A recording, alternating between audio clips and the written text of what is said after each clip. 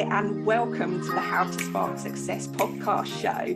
I'm Liz Hamlet, so I'm your founder of Spark Succeed and host for today. And I'm also a coach, strategist, speaker, and podcaster, obviously, because you are listening into the podcast today. And welcome to the How to Spark Success podcast. So this is the show where we get to steal some of the success secrets of global leaders. And I have a global leader here today who's joining us all the way from Sydney, Australia. So today's guest is no stranger to conquering plateaus of his own. And he literally had to learn to walk again in his mid-20s. So I'm really interested in finding out the background to that and what a challenge that was to overcome. And over the last 15 years, he started his own business, working in the private sector, and he's also helped leading companies to get unstuck and thrive by uncovering and reconnecting their leaders with their superpower and leading from within and realigning who they truly are. So I am delighted to welcome Joris Cuesta, aka the Plateau Hacker, who's joining me today on How to Spark Success. So Joris, how are you? Thank you. I'm great. And thank you so much for that brilliant introduction, Liz. I should get you with me for every conference or every work I do in-house, and you should, intro me every day. Another one of my podcast guests has said that. So maybe I'm missing a trick here of just introductions and hyping people before they come on stage. You never know. That could be really cool. I mean, what a way to travel the world. I mean, when we can again, but yeah. So obviously, how are you? Yeah, I'm good, thanks. And obviously you're joining us from Sydney, so it's the end of your day, your working day now. What time is it with you? It is now 6 o'clock. Oh, 6 lovely. p.m. Yeah. I think last time we spoke, I was catching you just before you were going out to the gym, so I was holding you up there. No, that was good. Yes, I do tend to go to the gym at the end of the day. So it's my decompression routine, one of my many routines, but yeah, all good.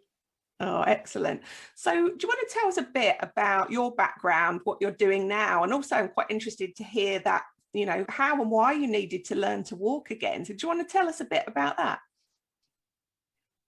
Yeah, that's actually quite interesting because I don't think I've ever shared the story on a podcast, to be quite honest, and I've never been asked.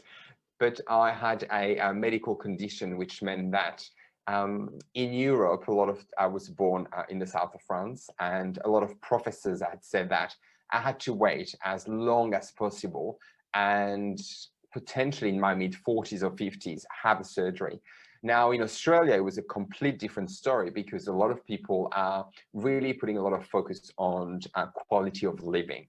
And suddenly one of my uni mates' fathers saw me, limping at Christmas, and we had a bit of a chat, and my hip was getting worse and worse to the point where I had gotten into the habit of not being able to stand if I was going out to have a drink, or if there was an event at the company I was working at the time, I needed to find a chair, but I had everything sorted. I had become accustomed to that pain, and I was living with it.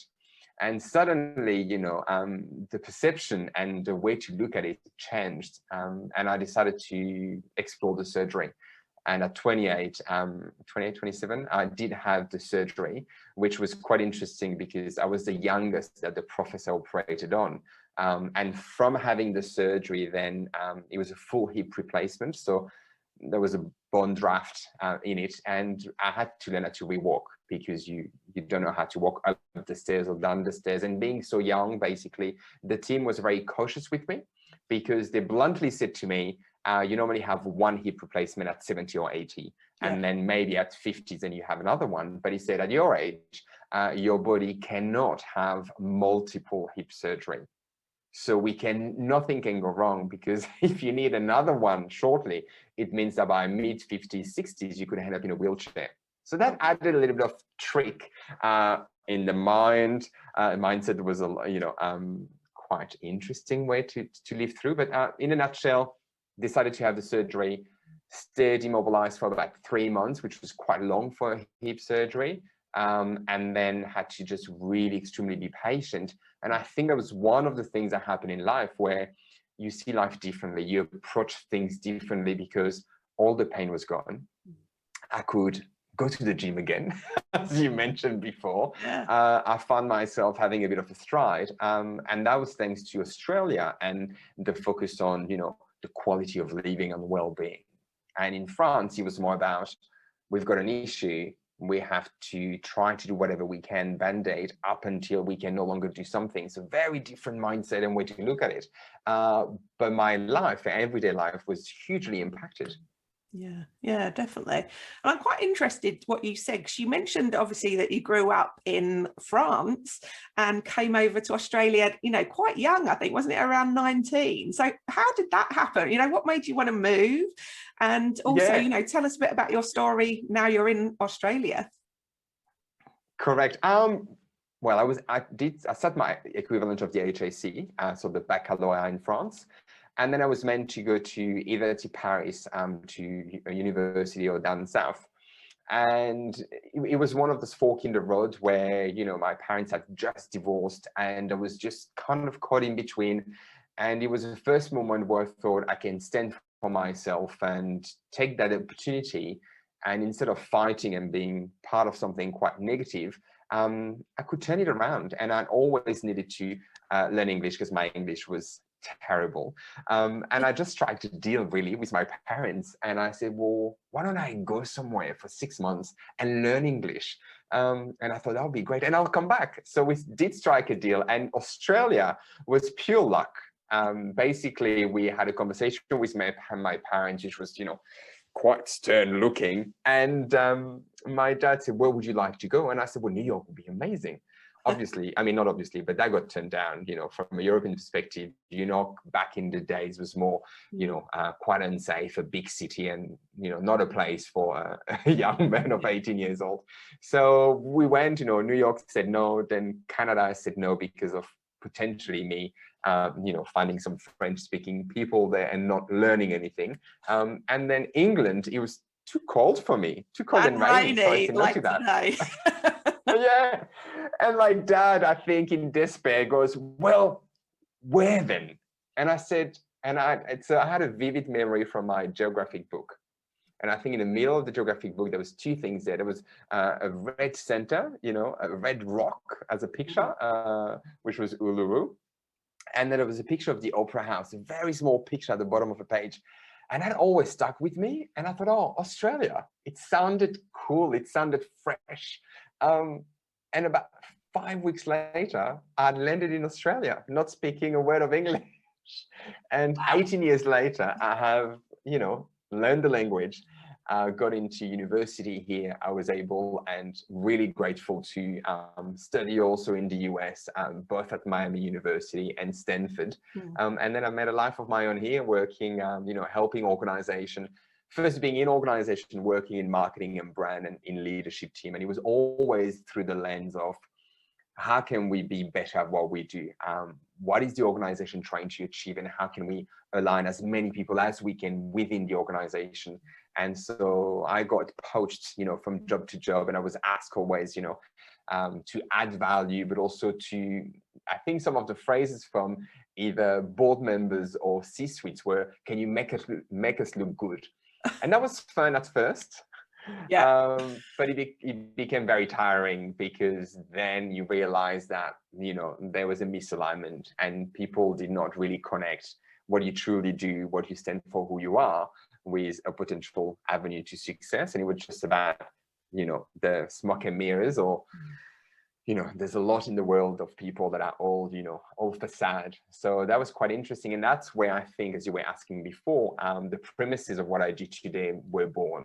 And suddenly I realized that I had way more to offer and that there was way more to it. So I was starting to align the image first. And then I realized, well, the people making decisions for that image, or the people carrying that image outside the organization, need to be aligned too. So we started working on them.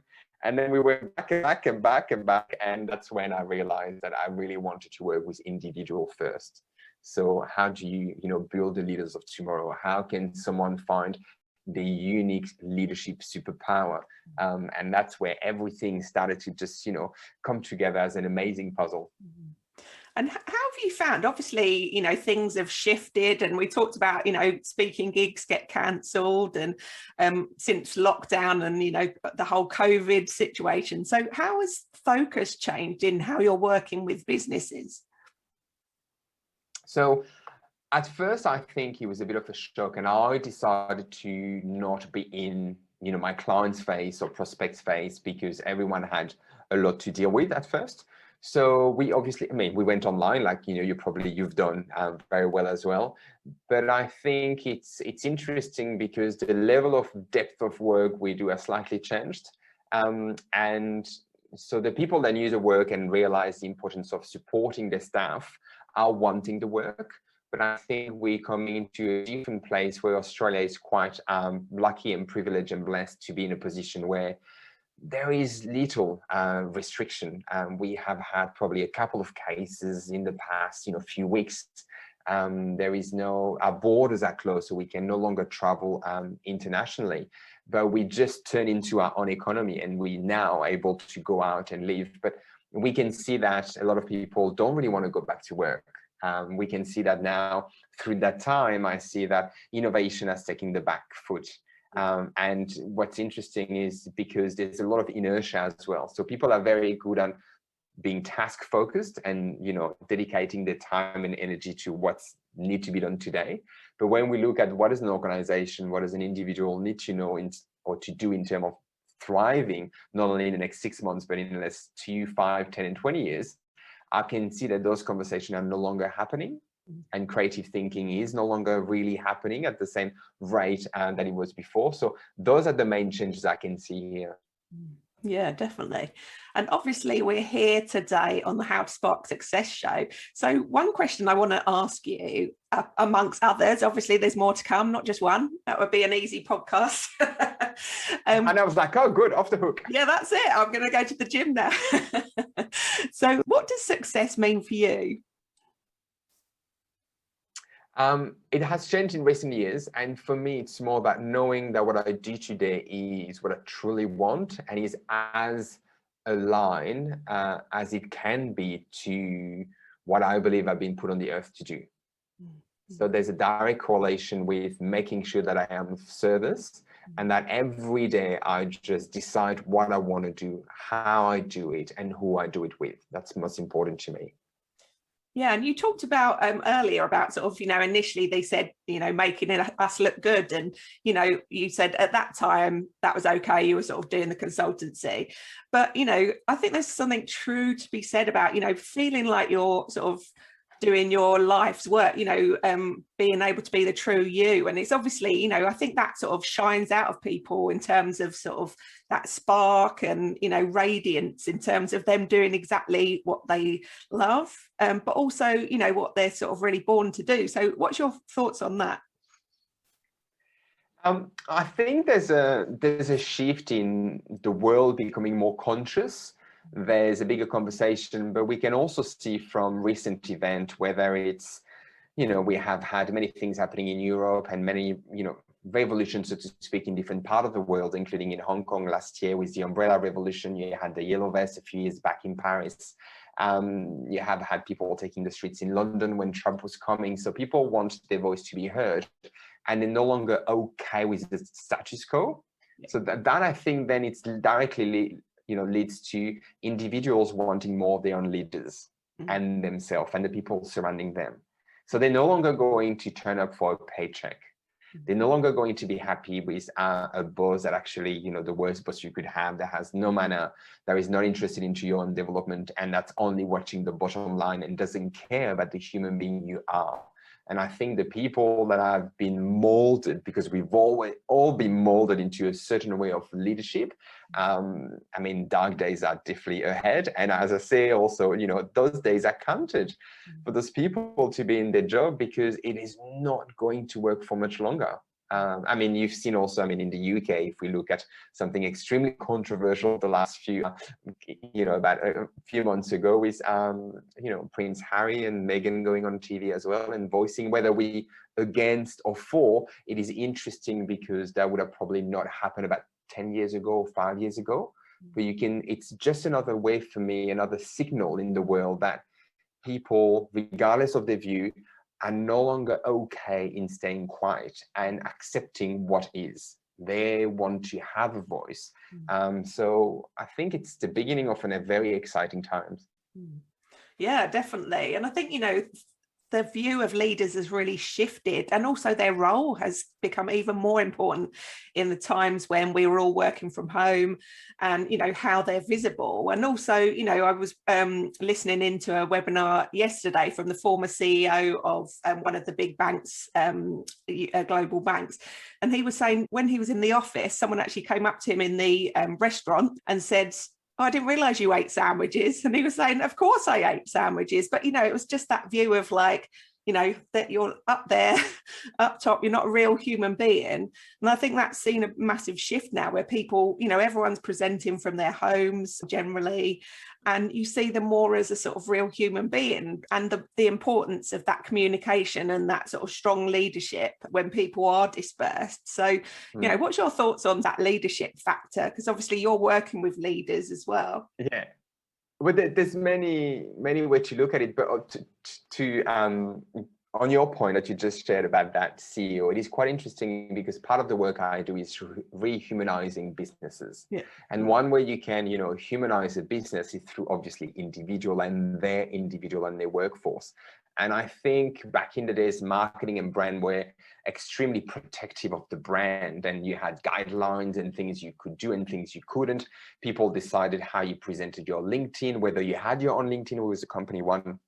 I even worked into a company where they've asked me to duplicate my Facebook page, and they were owning another Facebook page with my name on it, where I could add all the clients. And it was quite interesting because everything was quite polished and guarded and propped. And nowadays, you have to understand that if you hire people that are aligned with who you are, what you stand for, that is a power. There is a power in enabling them to represent you on social media, to have a voice, to talk on podcasts, to go out, to meet people, and people will connect with the individual.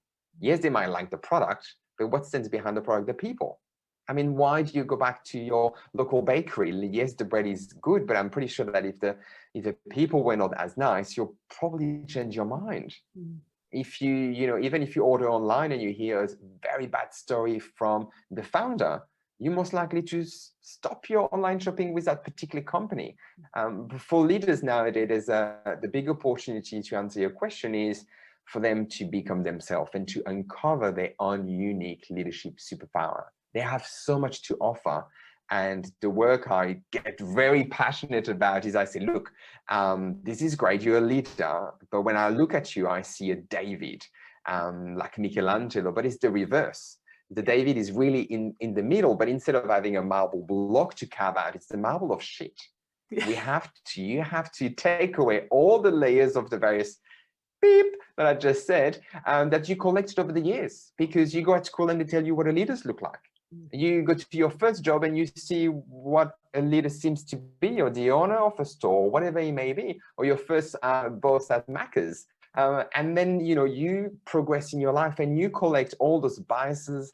You look at things through different pair of lenses, depending, where you live in the world, and what was the religious belief at home, or, the town you've grown up in. And you end up at, mid 30s and early 40s, where if you've been, lucky and you've worked hard, you're going to, potentially have the opportunity to be in senior management role. And you're no longer yourself. You actually, the cumulative, experience you lived through for 10, 15 years, which is most often than not how you saw and perceived the world through others people's behavior. And when I ask a leader, what do you truly do? What do you believe on this? Or how would you, behave or lead if all of that was taken away? And they usually lost for words. They have no idea. They said, actually, to be honest, I don't know. I've never taken the time. And that's one of the most transformational work I love doing, because then they start saying, oh, resistance is dropping and lowering. People are listening to me more in meeting. My point is landing. And I said, well, yeah, because finally they hear, see, feel, and experience the real you. They don't have to think about, so sounds a bit sus. Where is that coming from? Oh, yeah, of course he's going to say that because the boss thinks that, and vice versa. So it is fascinating. Sorry, I got a bit excited there with the answer. That's what I was saying about people's spark, and it's just the twinkle in your eye when you're talking about this, and it's fantastic to be able to talk to people like you. So obviously I've been following your work for some time, and a question I ask all my podcast guests, and I'm interested to know from you, is what do you think's been the biggest factor in getting you to where you are today? I think it's a mix of tenacity and curiosity. I've never taken no for an answer. And from a very young age, I was always curious. So if you stay curious about everything that surrounds you, you will entertain ideas, you will start dreaming, you will think of other possibility. So same again, when I was 18 and in France and not knowing where I was going to study, the curiosity about what if I could do something completely different? What would I need for my life? And it would be English.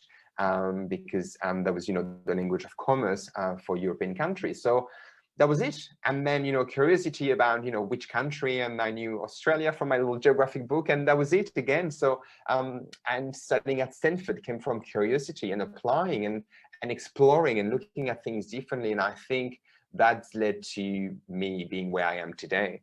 Because from curiosity, usually, follow actions. Because if you start to being curious of something, as I said, a mind once stretched never goes back to original form. So once you start to be curious about something, most likely than not, you're going to want to explore, a bit more about it.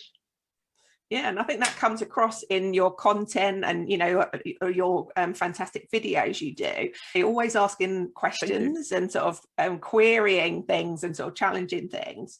But also in your learning, you said about doing sort of continued learning, not only about learning the language as a new language and then going on to study in that language, quite sort of complex courses. So I was quite interested, and that obviously transfers to your sort of life outside of work as well, just learning and doing different things.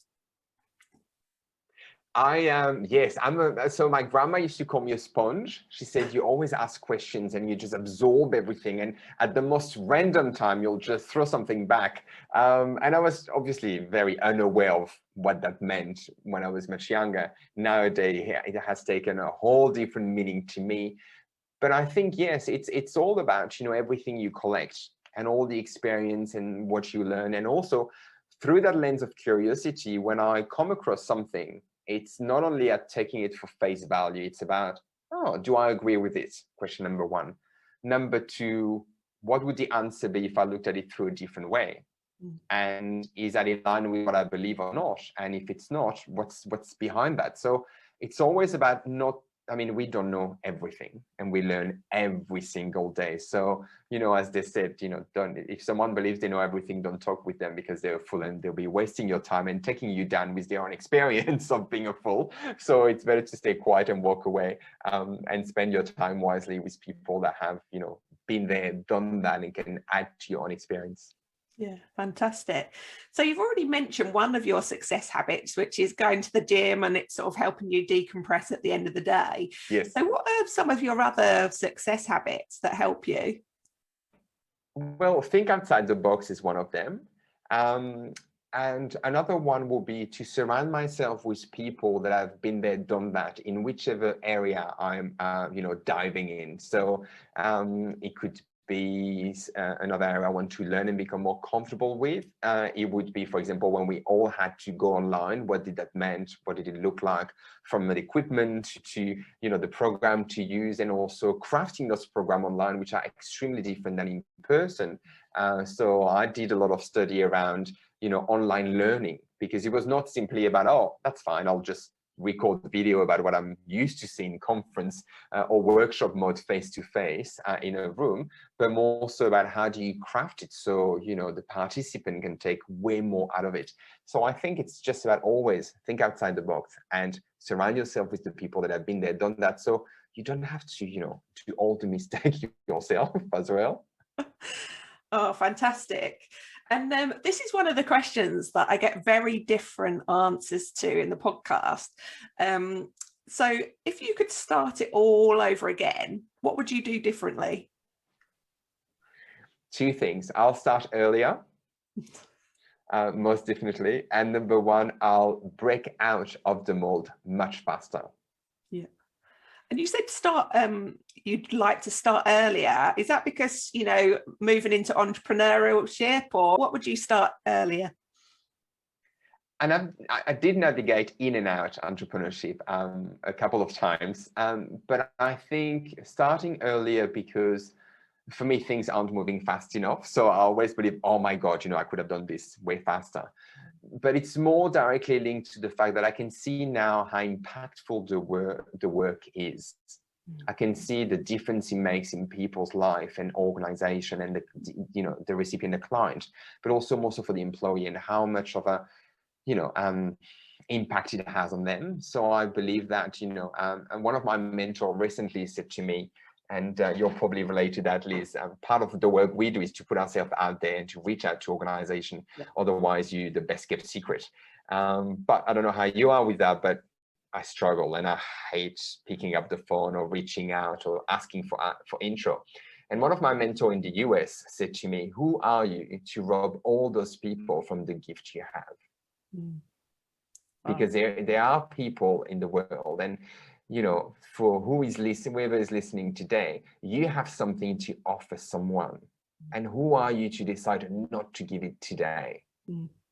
I love that.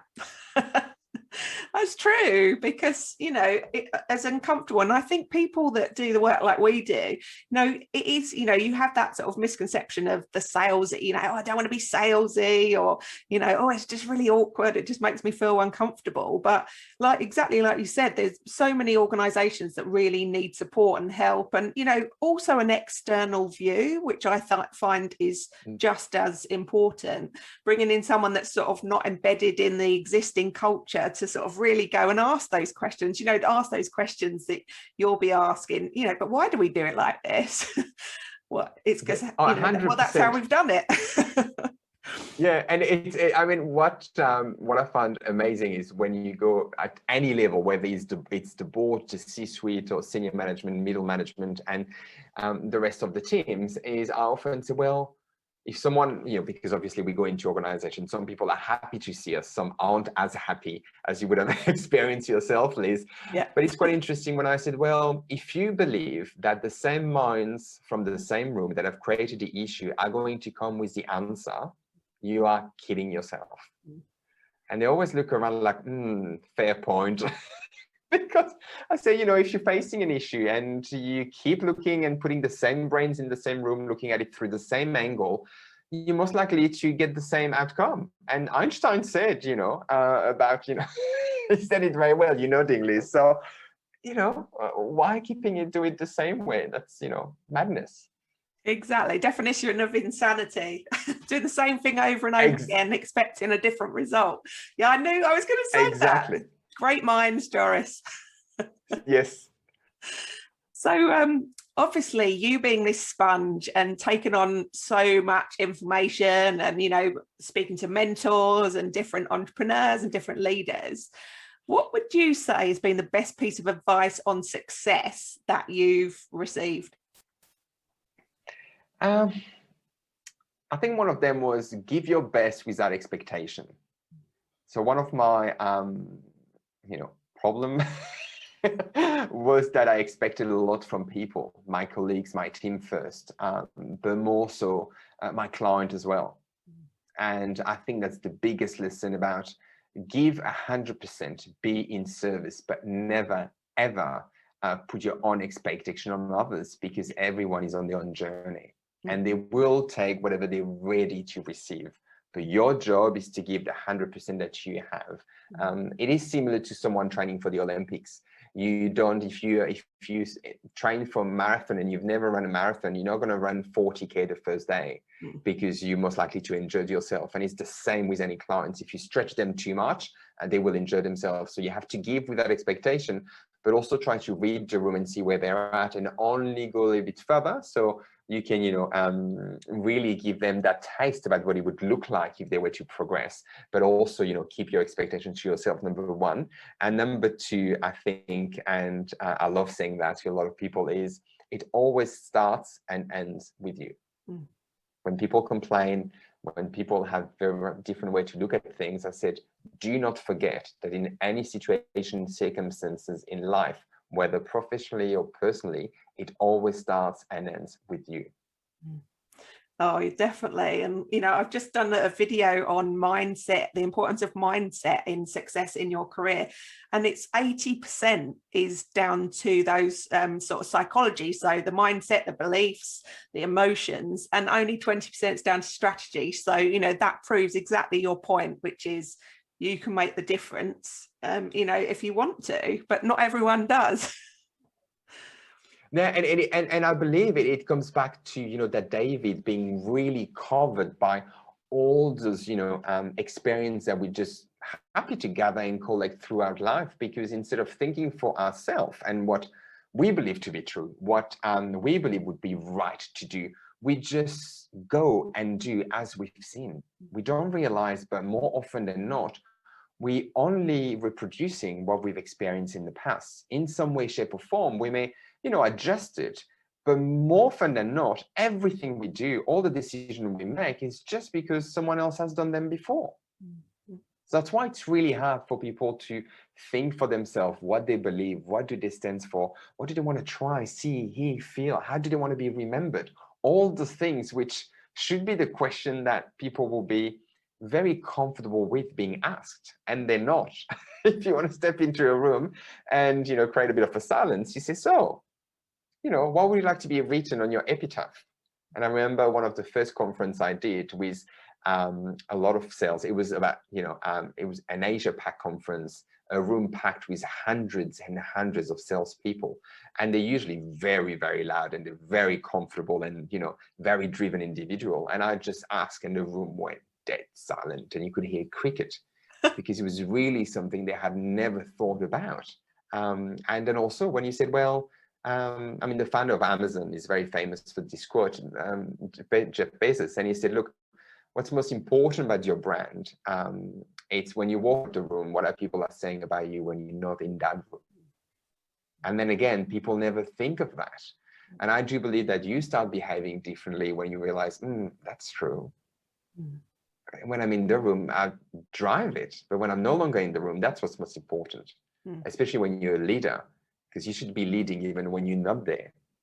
So, yeah. Absolutely. That's fantastic. Mindset. So many gems today, so many gems. Fantastic. Oh, good. I'm glad. Yes. So have you got any last words to add for the audience? Well, yes, I would say that regardless of your circumstances of today, tomorrow might look very different. The only way for tomorrow to look different is based on the decision you're going to make today. Forget about the past. It does not define your future. What are the things you're going to decide to do differently today so it can have a positive impact on where you'll be tomorrow? Fantastic. I love that. And if people want to read a bit more, where can they come to? Where's the best place for them to go? Plenty. Let's just say to you, the website, which is joriscuesta.com, JORISCUESTA.com, or on LinkedIn, you can add me, and there is a blog, there is video I share, but also on the website, there is a quiz. So which famous leader you are. And I think it's, in terms of leadership style, it's quite fun. A lot of people just take that quiz and you get a lot of information about who are you? Are you more of Steve Jobs or an Oprah or Angela Merkel? And there's plenty of, you know, famous individual with very different leadership traits, but it also enables you to see where you're at and what are your biggest opportunities. So that's something that people have had a lot of fun to do. So if anyone is game, I'll really recommend them to go and take the quiz online on the website. I know what I'm doing just when we get off the podcast. I will let you know what I come out as. Yes. And thank you so much, Joris. It's always been fantastic to talk to you. You're very positive, and you know, you've always got so many ideas. So it's great to be able to get you on the podcast. Well, absolute pleasure. Thank you so much for reaching out. And, you know, I think one of the good things of COVID is to have met and reached some amazing people, especially like you all the way from the UK. And I actually cannot wait for, you know, when I'm in London next and catching up face to face. That'll be amazing. Definitely lunch. I'll bring my cockatoo mug, especially for the coffee. Yes. And so thank you so much, Joris. And if you would love to join me for the next episode, I'll be joined by Simone Sauter, who is a PR and publicity coach. And she helps ambitious women in business get media attention to become an authority in their field so that they can make money that they deserve, they can get heard and seen and become the change they want to in this world. So that would be fantastic if you're looking to get more into the press with your business. So Joris, once again, thank you so much. And I will let you get off now to go to the gym. And it's been fantastic to have you as a guest. Thank you. Have a fantastic day, everyone. Bye.